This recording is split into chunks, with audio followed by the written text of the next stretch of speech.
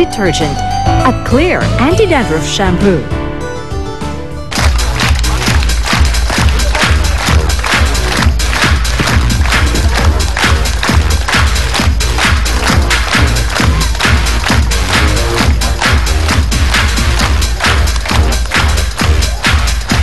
Magandang umaga po sa inyong lahat. Nandito po tayo sa poblasyon sa Baliwag, Bulacan.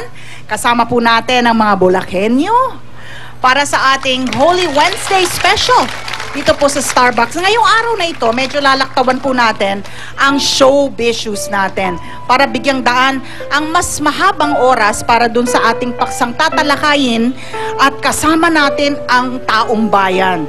Okay? Sa mga statement nila na totoo, tapat at tumatatak. Papa Jack! Ayan, Mama Ali, good morning mga kaibigan sa mga pagpalang umaga. Ayan ang Miyerkules Santo sa ating lahat mga kaibigan. Welcome po sa ating palatuntunan kung saan lahat kayo kasali kayo dito lamang po sa Starbucks mga kaibigan. Dito kasali ka. Kasali at syempre, makakasama pa rin natin ang pinakausong kambal ngayong summer. Sina MM at MJ, good morning! Good morning, Kambal. Okay, ang ating primera issue ngayon ay ikinabahala po ng buong industriya ng show business ang napabalitang pag-atake, no? At pananaksak sa veteranang aktres at beauty queen na si Pilar Pilapil, di po ba? Ngayon pong ligtas na sa panganib si Pilar, pero kailangan pa rin niyang manatili sa ospital. Sa mga pagkakataong ganito, magagawa mo bang mapatawad yung mga tao na nakagawa sa'yo ng ganitong katinding bagay? At kaya mo bang kalimutan? Ang hirap na tanong, Mama. Oh, yun ang ating medyo pag-iisipan, pagninilay-nilay ng mga kasama natin dito sa Baliwag at sa mga nanonood. Totoo bang may ganap na kapatawaran kung di mo naman nakakalimutan? Ang lalim na tanong, Mama. Oo. Ang hirap sagutin. Ay, madaling sabihin na ang Diyos nga ay kayang magpatawad. Di ba? Minsan narinig natin yan, di ba? Si Lord nga nagpapatawad, ikaw pa kaya, tao ka lang. Yun, di ba? maraming mga kasabihan, di ba? Pero Mama, bilang... Na madaling iparot. Oo, di ba? Pero bilang tao, pag brutal yung kasalanan ginawa sa'yo, halimbawa, brutal na pinatay yung kapatid mo. Wow. Di ba? Kaya mo bang magpatawad? Eh, paano kung ni-rape ka? Nung akala mo ay maari mong pagkatiwalaan, kaya mo bang patawarin yon? Oo nga, Mama. At paano mga kaibigan kung agawin ang asawa mo ng mismong anak mo? Posible ba? Kaya ba magpatawad? Yan po ang mga kwentong ating matutunghayan at tatalakayin ngayong umaga. Okay? Ngayon pa lang medyo pag-isipan nyo na at para pag-usapan ang issue ng kapatawaran matapos ang isang malagim na kasalanan. Kasama natin dito Si Vanji. Ano ba ang kwento ni Vanji? Kamusta ka? Mabuti naman po. Maligayang Miyerkules sa iyo. Meron ka bang isang bagay na hindi pa napapatawad sa buhay mo? Meron po, yung pumatay po sa kapatid ko. Gaano katagal na itong pangyayari nung tinaslang yung kapatid mo? 1991 po yun. Mga 20 years ago na ngayon. Ano yung posibleng dahilan kung bakit hindi mo... Kasi mabigat sa kalooban pag hindi ka nagpapatawad. Pero ano po yung pinakadahilan?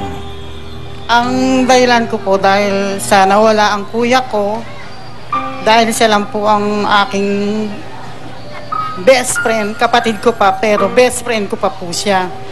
At ang isa pa po doon, ang kanyang mga anak na kanyang iniwanan.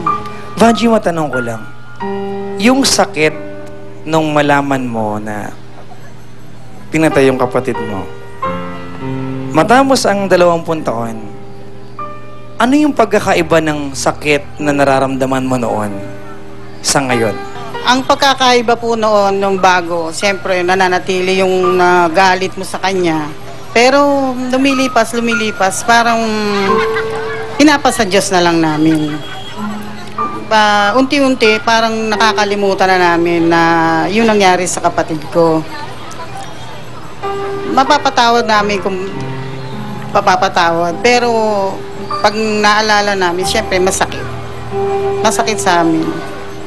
Ano yung mas nangingibabaw, Vanji? Yung sakit o yung galit? Ay, yung sakit.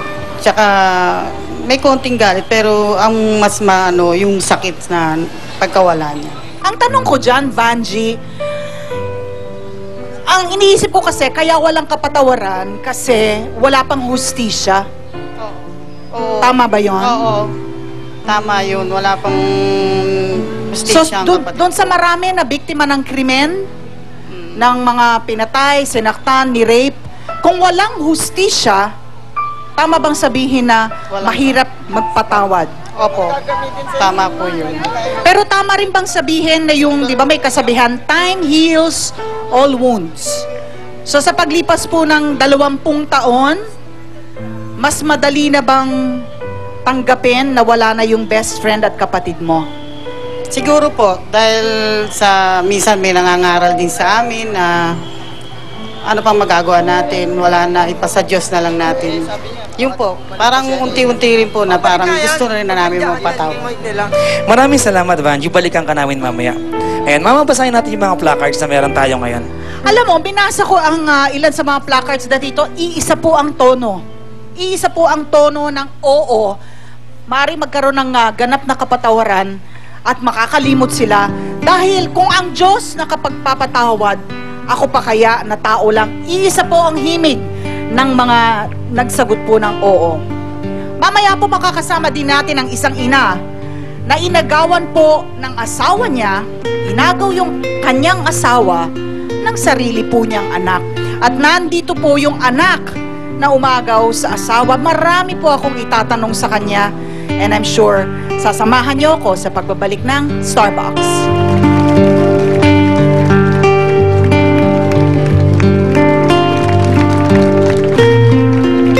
There's a big left hook. Alam ko, napakabilis ng pangyayari yun.